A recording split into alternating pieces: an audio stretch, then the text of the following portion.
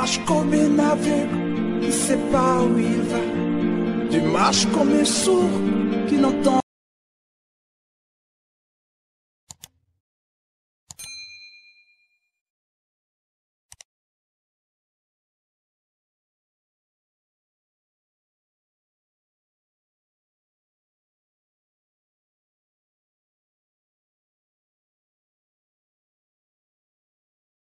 Les 12 étoiles représentent les apôtres de Jésus. Mais on ne peut pas nous tromper. On ne peut pas nous tromper parce que nous savons que lorsque l'élément qui gouverne les étoiles, c'est la lune. C'est elle la mère. Donc, elle englobe tout. Mais on cache le soleil. Mais on embrouille pour simplement parler que de ça, de la reine du ciel. Et si on prenait Ésaïe 27, verset 9. Ésaïe 27, le verset 9. Ésaïe 27, le verset 9. Merci. Ésaïe 27, le verset 9. Ésaïe 27, le verset 9 dit: Oui. Ainsi le crime de Jacob a été expié. Un peu à haute voix. Ainsi le crime de Jacob a été expié. Oui. Et voici le fruit du pardon de son péché. L'Éternel a rendu toutes les pierres des autels pareilles à des pierres des chaux réduites en poussière. Les idoles d'Astarté et les statues du soleil ne se lèveront plus. Là-bas, on dit les idoles d'Astarté et les statues soleil.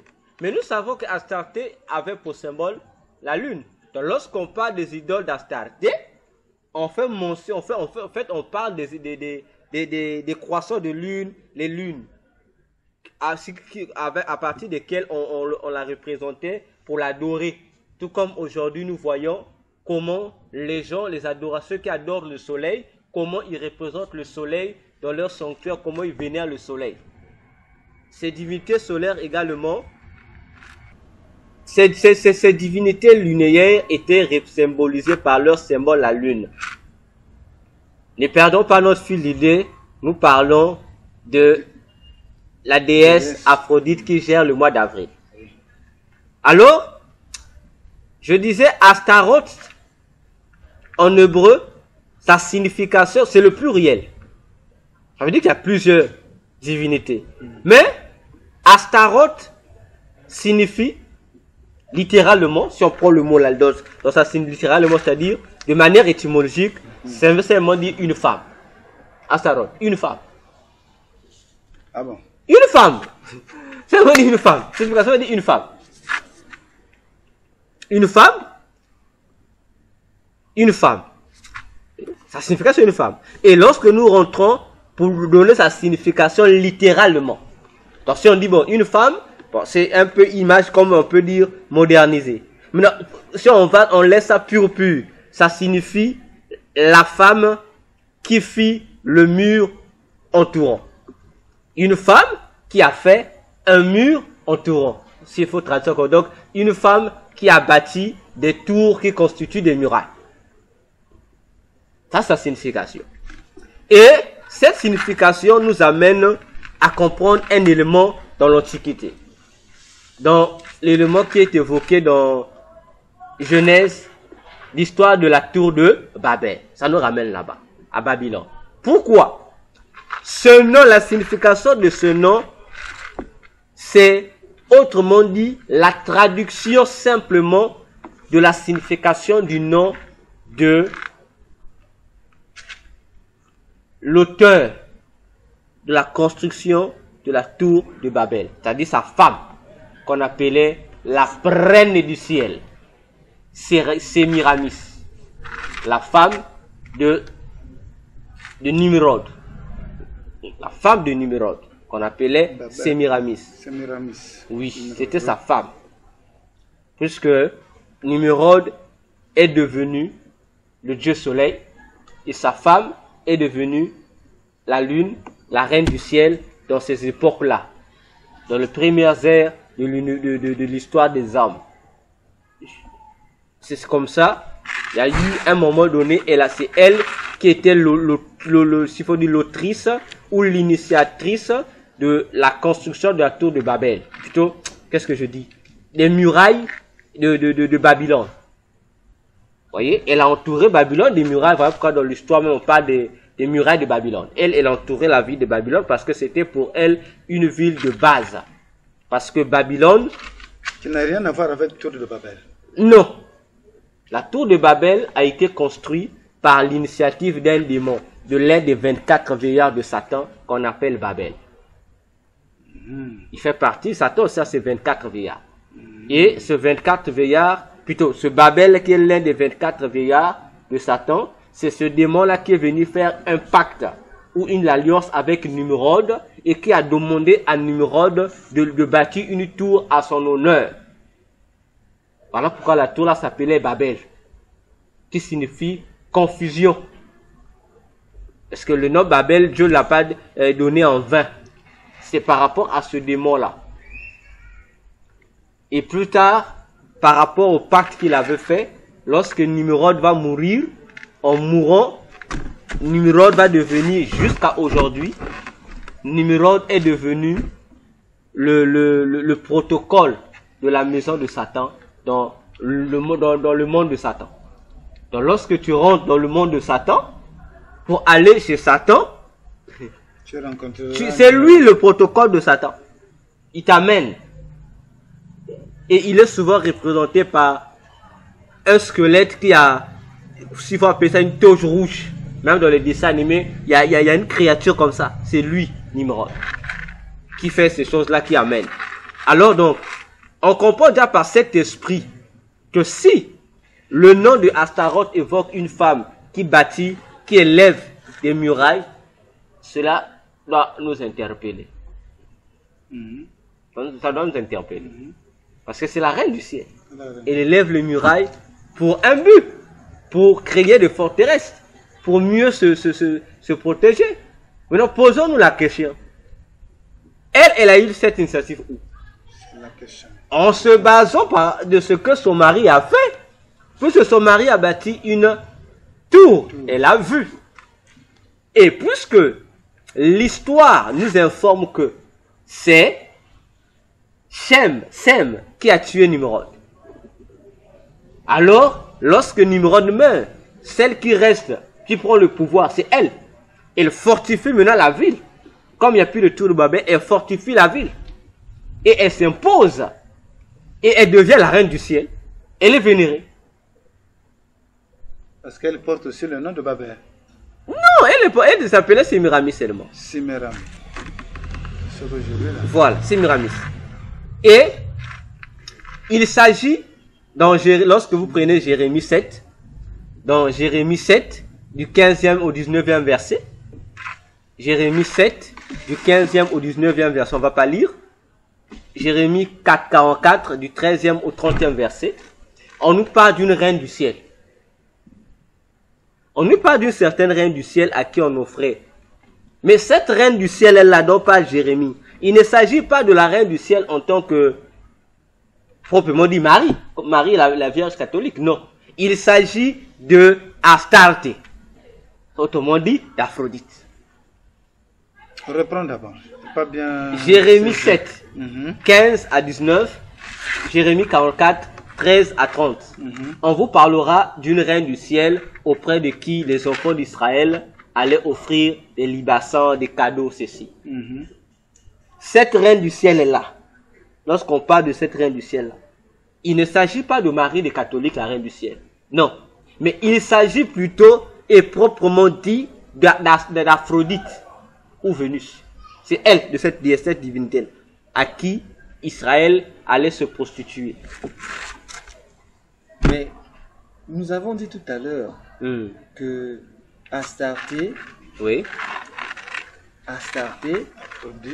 c'est Aphrodite qui est déesse de la beauté de l'amour, autrement appelée Astarté aussi, est quelque part l'une des reines du ciel. Non, vous avez dit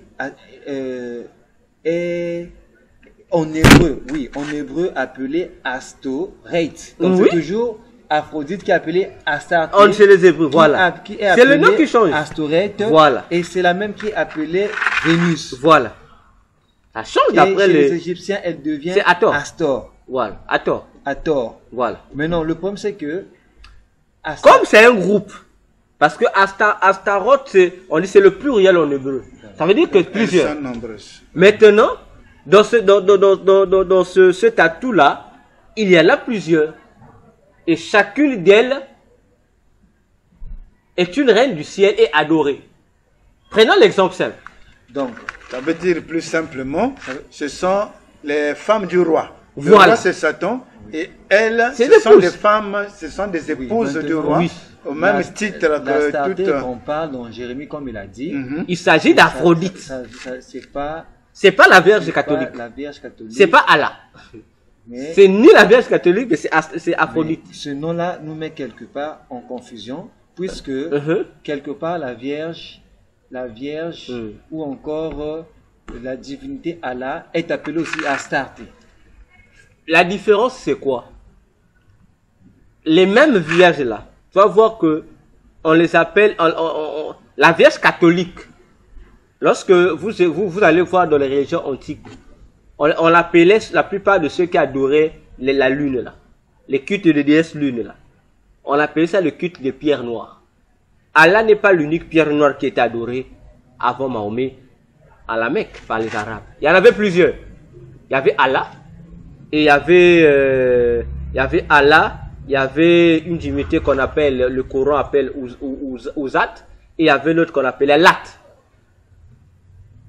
Et on dit même que le Coran dit, non, ce sont non pas le Coran, l'histoire arabe dit que les trois déesses, il y avait trois déesses, c'était les filles d'Allah. Donc chacune d'elles avait par la lune, mais il y avait un élément de surplus qui venait distinguer, marquer la distinction. Regarde par exemple chez nous. Nous savons que l'église catholique adore le Dieu soleil. L'église catholique a une manière de représenter cette divinité solaire. L'Ouzolo Amour adore aussi une divinité solaire. Mais ils ont une autre manière de représenter leur divinité solaire qu'ils appellent le foie Setekwabou. Lui, il a une autre représentation. On le représente autrement. Les francs-maçons aussi adorent le Dieu soleil. Mais les francs-maçons ne représentent pas le Dieu soleil sous la forme du soleil. Eux, ils le représentent sous la forme de l'œil de Russe. Ou encore sur la pyramide éclairée. Voyez comment parce que lorsqu'ils évoquent, ils savent à quoi ils font allusion. Lorsque les catholiques adorent le Dieu soleil, c'est pas Satan qu'ils adorent. Ils adorent pas Satan. Comme tel. Bon, naturellement on dit c'est Satan. Mais en réalité, c'est pas le démon que nous savons qu'on a plus ce père qu'ils adorent. Le Dieu soleil qu'ils adorent, ils adorent celui que la Bible appelle par l'Antichrist. Les francs-maçons, lorsqu'ils adorent le Dieu soleil, ils n'adorent pas l'Antichrist. Et ils adorent directement Satan qu'ils appellent le grand architecte de l'univers. Ça, c'est le franc-maçon. Voilà. Donc, ces esprits-là sont catégorisés. Tu vas remarquer aussi, Moloch est appelé aussi, il fait partie des dieux soleil. Mais Moloch, c'est pas Satan. Moloch, c'est pas l'Antichrist. C'est un autre démon à part entière. Ok? Donc, ces démons-là, chaque démon ils sont dans la même famille, mais chacun d'eux a sa spécialité. Il n'y a que ceux qui les adorent qui connaissent la distinction de chaque... Maintenant, lorsque tu étudies cette histoire de l'époque de Jérémie, on te précise les caractéristiques de cette déesse que les Juifs adoraient. Ça t'amène à les mêmes caractéristiques avec lesquelles les gens adoraient tant chez les Romains que chez les Grecs, la déesse Vénus ou Aphrodite. Tu vois? Maintenant, pour découvrir la reine du ciel, il faudrait étudier la déesse de la reine du ciel, que nous appelons Marie, dans l'Antiquité, dans le culte. Le mari de catholique. Voilà. Faut la trouver dans le culte de la déesse qu'on appelle Cybèle. Parce que ce sont les Romains qui ont transporté la déesse Cybèle qui était au Moyen-Orient, l'ont amenée à Rome et l'ont convertie en Marie. Tu vois? Comment ils ont pris, là-bas on l'appelle Cybèle. Si tu étudies le culte de Cybèle, tu vas retrouver tout ce que les catholiques font sur Marie. Tu vas retrouver ça. Donc ils optent, ils choisissent chaque divinité. Remarque en Égypte. Hathor, c'est la déesse lune, non? On l'appelle reine du ciel. Mais tu vas remarquer, en Égypte aussi, il y a une autre divinité, Isis, qu'on appelle aussi reine du ciel. Tu vois? Reine du ciel, reine du ciel. Mais le culte d'Isis est différent du culte d'Hathor. C'est pas le même culte. Donc chacune de ces divinités jouit d'un culte particulier. D'un culte particulier. C'est dans ce sens-là. Encore une question pour que nous puissions progresser. Une question par rapport seulement oui. aux différences de sexe. Oui. Femelle. Oui. Quand nous parlons de femelle, il s'agit d'une femelle selon l'esprit ou d'une femelle, vraiment femelle, parce que quand la Bible nous parle des anges, on ne cite pas de femmes là-dedans. On ne cite pas de femmes. Mais comment se fait-il que dans la chute, Satan se retrouve avec des femmes anges déchues, alors que dans le groupe, devrait seulement être des masculins? D'accord. Comment on dit ça? D'avoir des relations avec des hommes? Non. Non. C'est ça que j'ai toujours dit aux gens. On doit faire très attention avec les choses spirituelles. La Bible dit que les anges n'ont pas de sexe. Ok? Oui. N'ont pas de sexe, n'est-ce pas? Donc, ils sont asexués. Mais pourquoi on appelle les anges... précitant. Pourquoi appelle-t-on Gabriel homme? Tous ceux qui ont vu Gabriel dans la Bible l'ont appelé homme. Oui. Qu'il soit il s'est toujours manifesté dans sa forme angélique. Mais on l'appelle homme. Qu'est-ce qui poussait les gens de l'appeler homme? Par rapport à quelle base? Sûrement par rapport à son image. Ok. C'est pas. Ben, puisque. C'est pas par rapport à son sexe. Par rapport à la forme. Dès que tu vois humainement, tu sais que ça c'est un homme. La forme physique, parce que c'est sûr que quand il se présentait devant quelqu'un, il prenait la forme. Il prenait pas la forme. Il apparaît comme Gabriel Tac. On l'appelle homme. On dit l'homme. Surtout Daniel avait souvent l'habitude de l'appeler dit l'homme Gabriel que j'avais vu. Il voit un homme. Mais pourtant il n'a pas un sexe. Maintenant on ne veut pas l'appeler homme. Mais on l'appelle homme par rapport à la morphologie. Homme, mais pas par rapport au sexe. Pas par rapport au sexe. Par rapport à la morphologie. Je vais répondre à cette question. Montons encore plus haut. Jésus dit, au ciel, nous serons comme des anges. Ça veut dire que déjà au ciel, on n'aura pas de sexe. Mais comment seront-on distingués au ciel l'homme et la femme?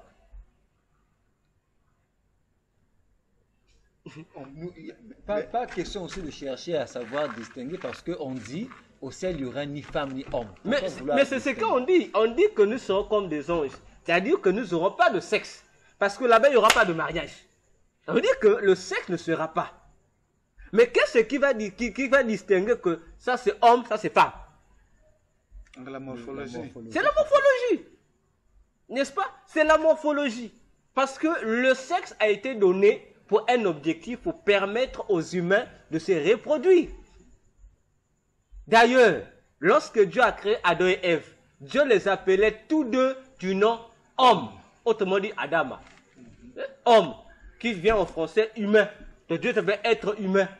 Donc Dieu n'appelait pas comme nous aujourd'hui on utilise. Parce que l'idée de féminin, masculin, vient de l'homme. Qui a donné ça par rapport au sexe. Voilà pourquoi on dit même sexe féminin, sexe masculin.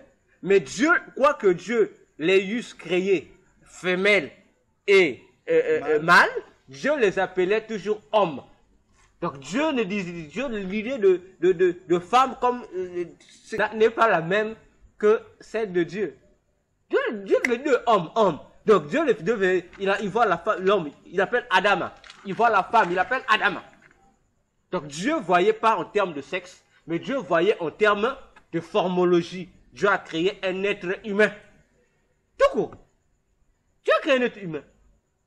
De même aussi, les anges, quoi qu'ils sont asexués, il y a des anges, disons, féminins et il y a des anges masculins. Par leur morphologie. Oui, on va citer ça dans la Bible. C'est là où on va comprendre pourquoi il y a des démons masculins, pourquoi il y a des démons féminins. Seulement avec Satan, ces féminins-là ont des enfants. Ça encore, c'est une autre chose. Hein. Parce que Satan, c'est la même morphologie, non? C'est la même morphologie. Les démons n'ont pas changé de morphologie, non, comme tel. Le démon qui avait la morphologie masculine est resté masculin. Les démons qui avaient... Mais la différence, c'est quoi? Comme eux, ils veulent vivre comme des humains. Ils se créent de sexe. Même Satan lui-même. Il vient dans nos vies, il couche avec des femmes. Mais bien sûr, ils le font. Et regardez, pasteur. Prenons la catégorie des démons que nous appelons les démons des femmes de nuit ou des succubes et incubes. Ce sont des démons. Mais comment ils viennent abuser des femmes? Alors que lui n'a pas de sexe. Parce que, étant dans cette formologie, il a le pouvoir de se faire attribuer un sexe et de faire. Après, il finit dans ce sens-là un peu. Prenons Zacharie. On va prendre Zacharie. Prenons Zacharie 5. Prenons Zacharie 5, verset 9. Zacharie 5, prenons le verset 9. Bien-aimé, tu peux lire si tu as la page. Zacharie 5, le verset 9.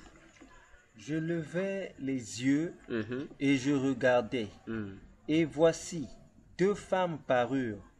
Le vent soufflait dans leurs ailes. Elles avaient des ailes comme celles des cigognes. Elles enlevèrent les phares entre la terre et le ciel. On s'arrête là. Posons la question. Il voit, devant lui, il voit au ciel, va descendre, il voit deux femmes qui avaient les ailes comme celles d'une cigogne, c'est-à-dire des insectes.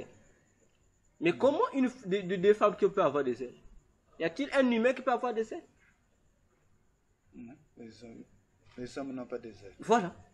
Mais il voit, et ceux-là viennent pour un objectif donné. Ces femmes-là. Mais elles sont toutes. Ce sont des créatures spirituelles qui viennent. Et les gens, ce que les gens ignorent, c'est que les gens ne savent pas qu'il y a des anges féminins qui existent. Mais tellement que nous sommes trop habitués à la conception que les anges sont des masculins. Mais au ciel, les gens seront étonnés de voir. Tu verras la forme seulement. Tu dis ça, c'est une femme. Oui, par rapport à la morphologie, vous verrez. C'est comme la Bible dit. En Jésus, il n'y a ni femme, il n'y a ni homme. Pasteur. C'est ce que la Bible dit. Non? On dit il n'y a ni juif, ni grec, ni esclave, ni ceci. Mais lorsque nous rentrons à l'église, on ne voit pas les hommes, on ne voit pas les femmes. Mais c'est là où on se pose la question. Mais qu'est-ce qui fait? On comprend que c'est dans le sens spirituel, Jésus ne nous voit pas avec des sexes. Nous sommes tous des humains. Il nous voit comme des humains. Il ne nous voit pas avec... Donc la séparation là, ça ne le concerne même pas. Donc lui nous voit en tant que des humains seulement. Mais, nous serons, et on sait que ça c'est le féminin, humainement parlé dans notre langage humain, on sait que c'est le masculin. Et Satan fait de même. C'est comme aujourd'hui lorsque nous voyons, par exemple, les démons prennent des formes animales. Mais ils sont où? Mais parce qu'au ciel là-bas, il y a des anges qui ont la forme des animaux. Prenons seulement les hommes de 4 êtres vivants. Parmi les 4, il n'y a qu'un seul qui a une bonne forme, qui est humain, qui a la forme humaine. Mais les 3 autres, bon, tu verras un veau, tu verras un aigle, et Satan n'a rien fait de nouveau. Donc, les anges qui ont quitté Satan là, mais ce sont les anges de Dieu, non? Ce sont les anges de Dieu. Avec leur forme. Voilà, donc, puisque Dieu n'a pas récupéré, retiré, ils sont descendus avec. Donc, lorsqu'on parle par exemple d'Aphrodite, ça veut dire que c'est la beauté d'Aphrodite là, mais pourquoi tous les autres démons n'ont pas cette beauté là? Pourquoi il y a cette spécialité? Parce que chez Dieu, chaque ange a sa spécialité. Gabriel ne peut pas aller, Dieu ne peut pas envoyer Gabriel au combat spirituel. C'est pas Gabriel, c'est pas sa fonction. Et c'est cette spécificité, Satan en corrompant certains anges a fait quoi? Les anges qui sont venus, c'était des anges qui faisaient partie de certaines catégories. Ce qui amène ces idéologies-là. Donc voilà pour la réponse. À moins qu'il y a encore une question, dans la continuer. Non, c'est pour seulement comprendre, ça veut dire que quand Dieu dit créons l'homme à notre image. Voilà. Dieu avec quel sexe? C'est la question qu'on pose. Donc c'est qu'il y avait aussi une morphologie féminine quelque part pour donner aussi une femme. Mais regardez. Lorsque Dieu crée, Dieu dit créons l'homme à notre image et à notre ressemblance. Mais lorsqu'on voit la femme et l'homme, qu'est-ce qui fait la différence? En termes normal, si on enlevait les sexes, il n'y a pas de différence. Non. Si on enlevait seulement les sexes là, il n'y aura pas de différence. Nous tous nous allons... Attendez. Les femmes ont des mamelles. Ok, mais là la question se pose. Tu n'as jamais vu un homme avec les mamelles? Il y en a aussi. Voilà. Donc pour dire quoi? Au fait, c'est humainement parlant, nous trouvons ces différences-là. Lorsque nous allons à l'hôpital, les médecins ne disent pas que le sein de la femme et le sein de l'homme là c'est différent. Le médecin appelle ça sein. Et on ne fait pas la différence. Hein. De même que la femme a des tétons, de même que l'homme aussi a des tétons. Donc là, on ne fait pas la différence à ça. Mais la différence, c'est nous qui faisons. On dit, ah bon, les seins des femmes sont un peu ceci, bon, les hommes sont un peu ceci. En fait, c'est nous qui faisons la différence par rapport à nos yeux. Mais sinon, c'est la même chose. Les hommes n'ont pas de hanches. On a des hanches. Mais la seule différence, c'est que les hanches des femmes ont un peu une forme un peu, mais ce sont des hanches. Voyez-vous? Ce sont des hanches. Pour dire que la différence là, c'est nous qui faisons ça. Mais dans le monde des esprits, on le présente comme ça, il va te dire que c'est la même chose. Il faut qu'on parle d'un Dieu qui a des seins. Mais voilà. L'Ifoko du ciel, lorsqu'il parle d'un Dieu qui a des seins, il dit quoi? Il dit Dieu conjugué au féminin. Il y a toute même une chanson qu'il a fait dans son album Ma Signature. Il dit Dieu conjugué au féminin. Alors, entre nous soit dit, Dieu conjugué au féminin ne reste pas Dieu.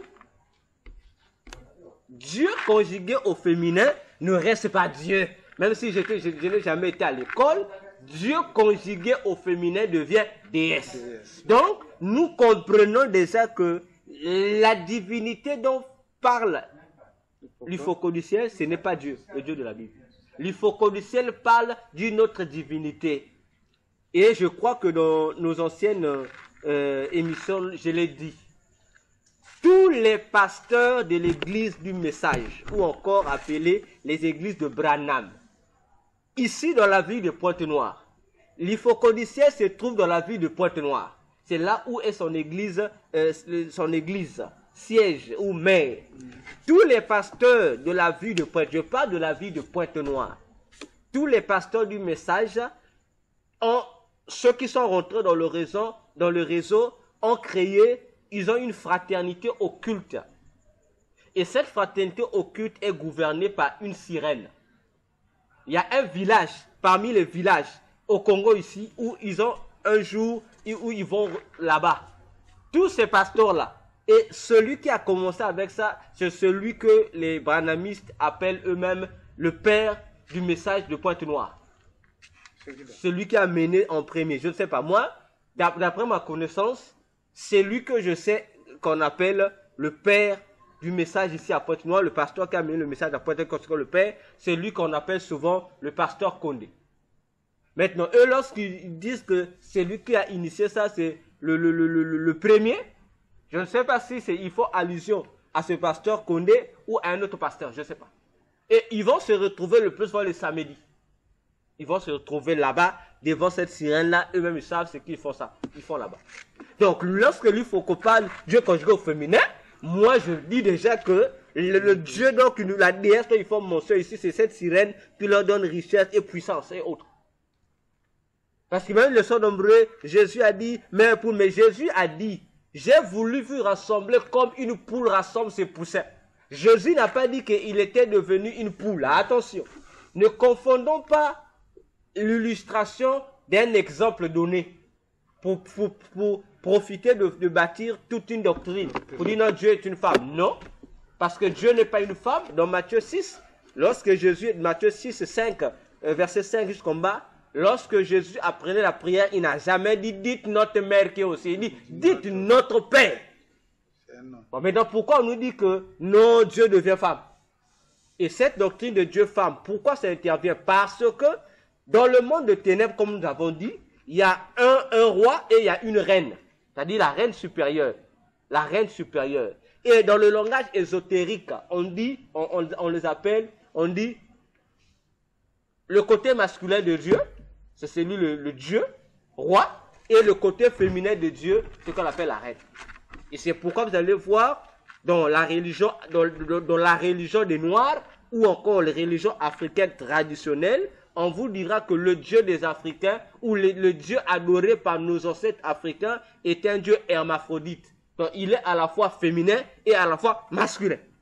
Et c'est nous ici, au Congo, on dit Tampungu et Mampungu.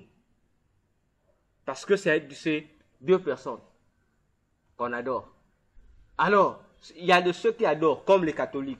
Et ils adorent, leur divinité principale, c'est Dieu-femme, la reine. Il y a d'autres qui leur divinité principale, c'est le roi, directement. Vous comprenez? Et l'Ifoko, lorsqu'il parle, il sait de quoi il parle. Il sait de quoi il parle. Or, nous savons qu'il n'y a pas un côté féminin chez Dieu. Non, c'est toujours Dieu. La reine du ciel de Dieu, c'est l'église. Point barre. Ouais. Bon, maintenant, si on veut nous associer de côté là-bas pour dire non, Dieu aussi, voilà ceci, côté féminin. Et il parle de cette divinité-là, cette déesse-là, c'est elle qu'on appelle dans l'ésotérisme, dans la Kabbale ou dans la magie, on l'appelle Shekinah. Où on nous a fait croire que Shekinah veut dire gloire de Dieu. C'est faux et archi faux. Shekinah, dans l'occultisme, c'est même les occultistes qui ont fait la valeur de cette expression-là. Et ils disent que c'est plus ceux qui font la Kabbale, les juifs kabbalistiques disent que la Shekinah c'est le côté féminin de Dieu. Et la Shekinah parmi ces symboles, elle est souvent représentée par la pomme, elle est souvent représentée par une colombe. Voilà pourquoi vous allez remarquer dans l'église catholique, lorsque vous faites la confirmation, le serment de la confirmation, on fait souvent un dessin. On dessine le ciel ouvert et il y a une colombe qui descend et on met devant la colombe une coupe. Les gens, là, c'est la colombe qui est descendue. Je dis non, non. C'est pour ça, ça n'a rien à voir en fait. Plus on va dire confirmation. De quoi? C'est ça le bon. J'ai mon baptême. Après, non, on dit après le baptême, il faut une confirmation. Mais la confirmation de quoi? De confirmer quoi? Voilà l'interrogation. Demandez aux catholiques, demandez aux prêtres, ils sont bien placés pour nous expliquer. Donc, la Shekinah, côté féminin de Dieu, c'est ça qu'on apprend. Et aujourd'hui, la plupart des pasteurs qui utilisent l'expression Shekinah sont des sorciers, des occultistes. Je le dis et je le souligne. Amen. Pourquoi? Ils se cachent là. Or, ils appellent ça, et les kabbalistiques appellent ça encore le Saint-Esprit de Dieu. Le côté féminin de Dieu. Ce qu'ils appellent le Saint-Esprit de Dieu. Ils disent, c'est ça, leur Saint-Esprit à eux est une femme. C'est cette divinité-là. Et dit non, c'est dans la Bible. Il n'y a aucun verset dans la Bible. Prenez-nous la Bible en hébreu. Prenez-nous la Bible dans toutes les versions possibles. Il n'y a aucun verset dans la Bible. Parce qu'on dit que le mot Shekinah est un mot hébreu. D'accord. Maintenant, montrez-nous dans la Bible hébraïque où le mot Shekinah figure. Il n'y en a pas. Et on a même trompé pour dire que Shekinah veut dire gloire de Dieu. C'est faux. Prenez-nous les dictionnaires hébreux. Montrez-nous ça, la signification du Shekinah. Ça ne veut pas dire gloire de Dieu. On dit non, Dieu descendait la Shekinah, Dieu, c'est faux. Le mot qui venait là, que les gens confondent à Shekinah là, c'est le mot Shekar. Or, Shekar, lorsqu'on dit que la colonne de nuée de Dieu descendait ou habitait, venait siéger. Le mot siéger ou habiter là, c'est ce que ça veut dire. En hébreu, c'est le mot Shekar. Shekar qui veut dire habiter, dans l'esprit de descendre pour habiter ou siéger. Ça n'a aucune idée de gloire de Dieu. Parce que c'est un verbe, shekar. Ça n'a rien à voir avec Shekinah. Ça n'a rien à voir avec Shekinah. Voyez comment Satan a utilisé des mots et a imposé ça aux chrétiens. Et les chrétiens trouvent que c'est biblique. Alors que ça n'a rien à voir avec la Bible. Ça n'a rien à voir avec la Bible, le mot Shekinah. Et lorsque les gens font non, Shekinah, on a commencé à employer ça depuis des années. Mais c'est pas parce qu'on emploie ça depuis des années qu'il faut prendre ça. C'est une fausse doctrine que Satan a mis là pour nous tromper. Pourquoi Jésus n'a-t-il pas employé Shekinah? Donc, Shekar égale... Shekar veut dire le verbe habiter. Habiter, siéger ou demeurer. On dit la nuée de Dieu demeurait. Mais pourtant, les gens veulent parler de la nuée de Dieu comme gloire de Dieu. Mais en hébreu, ils vont prendre le verbe. Donc, pour dire... disons, grammaticalement, ça n'a aucun sens. On aurait pu dire la gloire de Dieu demeurait. Mais on dit la nuée de Dieu. Donc, on ne prononce même pas le mot Shekinah là-bas ou le mot gloire. C'est la nuée de Dieu qui descendait. Voyez-vous? Donc, voilà un peu pour cette histoire des reines du ciel. Alors, notre troisième point, parlons des missions d'Aphrodite. Ok?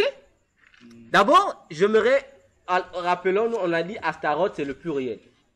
Ici, nous voulons parler de la mission de la reine du ciel. Ok. Astaroth, là je quitte le langage historique, je rentre dans le langage ésotérique. Lorsqu'on parle d'Astaroth, il s'agit, on verra ça, c'est cet ensemble de démons-là, il y a un mois où ils agissent aussi, on va le voir. Dans ce mois-là, ils agissent, on dit c'est le mois géré par Astaroth. Cette fois-ci, Astaroth, ce n'est pas la déesse Aphrodite. Il y a un ensemble, il y a un clan que Satan a créé, un groupe qui est géré par Satan lui-même et tous les démons. Il contrôle ce mois-là. Lorsque nous allons arriver dans ce mois, nous allons voir ça. Alors, la première mission de la reine du ciel. Là, nous parlons de leur mission d'abord, des reines du ciel là. Leur première mission, c'est qu'on comprend que ce sont des démons qui influencent l'espace spacieux parce qu'elles règnent dans les cieux. Donc, elles occupent déjà le rang des esprits que Éphésiens 6 appelle par des trônes. Ils existent là. Donc, ce sont des démons qui ont une autorité comme des démons royaux. Des démons royaux et qui ont le pouvoir, en fait, la puissance de la mort et de la tentation. Parce que les trônes sont comme des mini-dieux qui coordonnent, qui contrôlent, qui coordonnent d'autres esprits. Les démons trônes. Voilà. Donc, les premières missions des reines du ciel, c'est ça. Donc, jouer le rôle des dieux. Des dieux. Elles règnent. Sont des divinités. Elles influencent l'espace céleste. C'est pourquoi on les appelle même reines du ciel. Parce que lorsqu'on voit le ciel dont nous parlons ici, dans le monde satanique, d'après l'organisation satanique, le ciel a plusieurs fonctions.